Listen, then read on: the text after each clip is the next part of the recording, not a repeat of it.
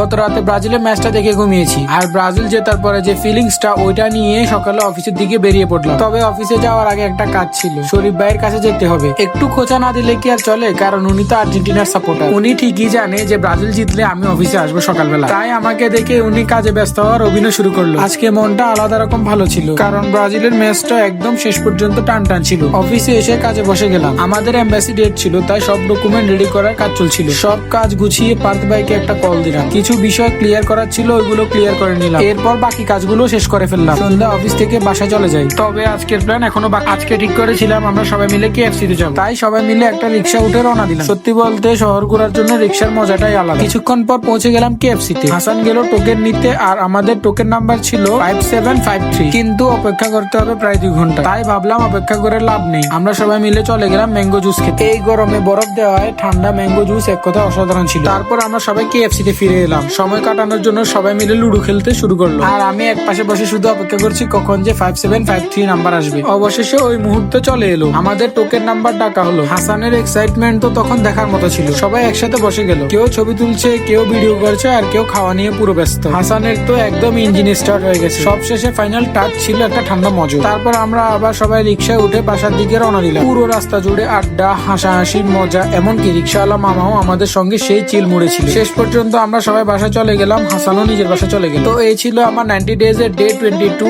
Upcoming video এর জন্য follow দিয়ে সাথে থাকুন।